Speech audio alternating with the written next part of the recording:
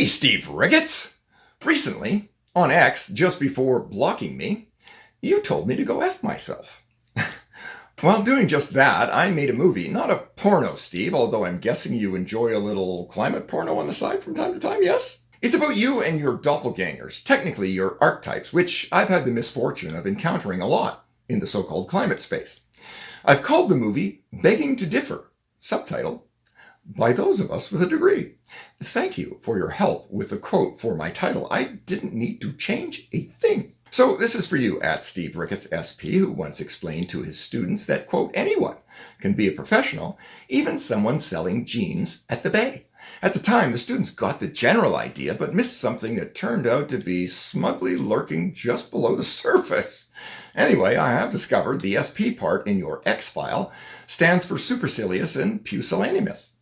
By blocking me, Steve unwittingly offered up another data point supporting a thesis upon which I'm fairly certain every science denier like me will agree, given the similarity of our experience around, say, religiosity.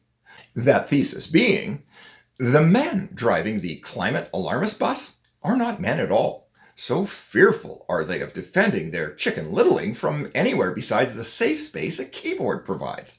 Even better, Steve contributes endless supercilious examples on X. Just read the feed, man. It's great. You see, Steve, I think climate funding has enabled an epidemic of cluster C anxious and fearful male personality types. These males overwhelm social media in a concerted and conceited effort to scare small children and other vulnerables about the future. Consider the following social media gangsters of climate fear: David Suzuki, Michael Mann, Andrew Weaver, Stuart Cohen, Simon Donner, Gerald Cutney, Mike Flanagan, Michael Pidwerney, and the awful John Clegg at sfu.ca.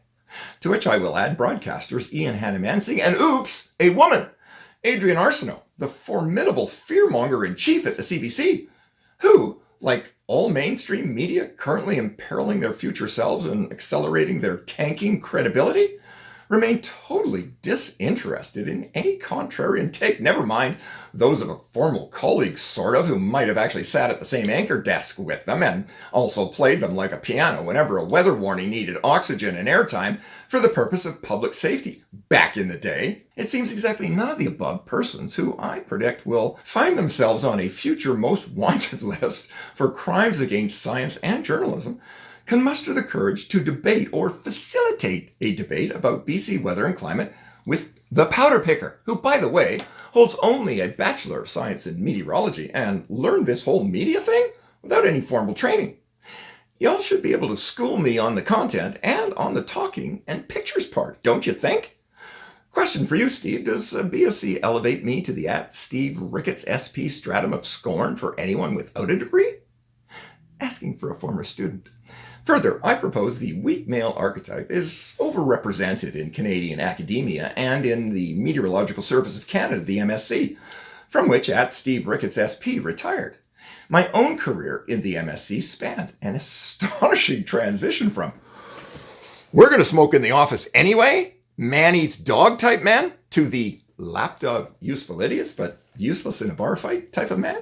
As us foot soldiers often remark, even the non-smokers among us, damn, those are the good old days, baby. In all my digging for the truth about human-added CO2, I swear the only man's man I ever accounted in the alarmist cabal is Stanford's Stephen Schneider. Sidebar, by man's man, I mean a person who calmly, dispassionately, without ad hominems or guilt by associations and a rat's nest of other manipulative teen girl tactics, is capable of thinking and arguing from first principles like a proper scientist. End sidebar. That it's Schneider is ironic because he's infamous for being on the wrong side of the global cooling debate that predates the current lunacy. And it's especially unfortunate because Steve is no longer with us. That leaves maybe Tim Palmer, CBE FRS, as the only proper scientist I know of with the Coleones to debate anyone in public. What gives, pussies? Why will exactly none of you debate or agree to a red team, blue team approach to the climate issue? I can tell you, as I told Steve with absolute certainty from my media experience, it's never a good look to avoid or walk away from a question or a challenge. When any form of media is rolling and recording directly into the very public digital vault, any of your blocking, walking away, and squealing like a pig experiences?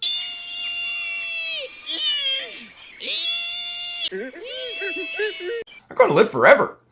For heaven's sakes, that's almost rule number one of communication. And geez, do none of you have curious, internet-savvy children?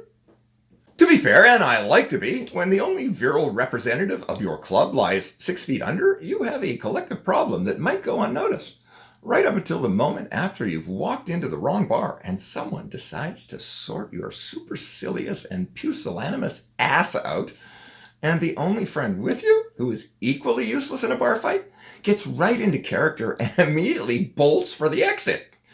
Come on, guys, the audience just wants to see you put up your dukes and balks, and I just want to learn what I haven't learned already. I like learning.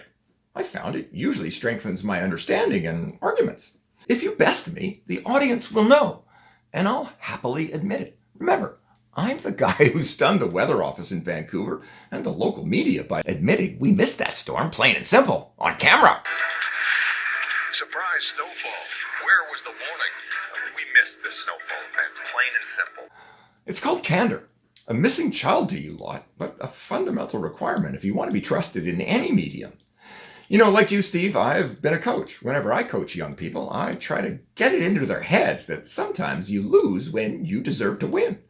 No shame in that, presuming you showed up ready to play and did your level best. I think it's time for all of you to show up, be professional, lest those labels stick to you like they're sticking to Comrade Steve forever. Now, P.S., can someone make sure Steve, SP, and the Gangsters of Fear get my movie? They've all blocked me, and I spent a lot of time on this. Thanks.